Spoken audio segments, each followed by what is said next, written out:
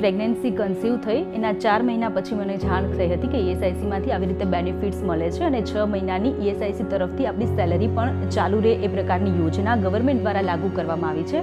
અને આ વાતની જાણકારી મને મારા ઓફિસના HR ડિપાર્ટમેન્ટ તરફથી આપવામાં આવી હતી અને ત્યારબાદ જે પ્રોસેસ હતી એ પ્રોસેસ HR ડિપાર્ટમેન્ટ તરફથી કરવામાં આવી હતી. ત્યારબાદ પાલડી ESIC ઓફિસમાં અમે લોકો ગયા હતા. ત્યાં ઇન્ક્વાયરી કરી હતી. ત્યાંના જે સ્ટાફ હતો એ ખૂબ જ સપોર્ટિવ સ્ટાફ છે અને એ લોકોએ ખૂબ જ ઝીણવટભરી માહિતી આપી હતી કે કયા કયા ડોક્યુમેન્ટ્સની જરૂર પડે છે અને ત્યારબાદ મારા ઓફિસ તરફથી પણ ખૂબ જ સપોર્ટ રહ્યો હતો અને ઓફિસ તરફથી જે ડોક્યુમેન્ટમાં સહી સિક્કા કરવાના હતા તે સહી સિક્કા પણ મારા ઓફિસ તરફથી કરી આપવામાં આવ્યા હતા.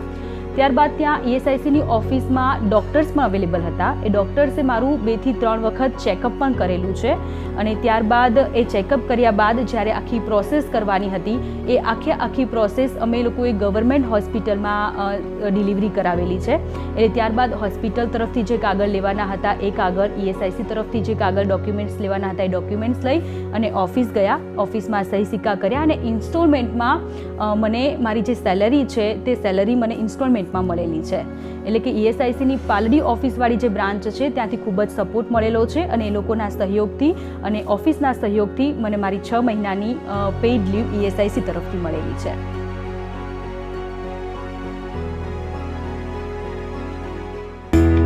Joining ESI scheme just got more rewarding.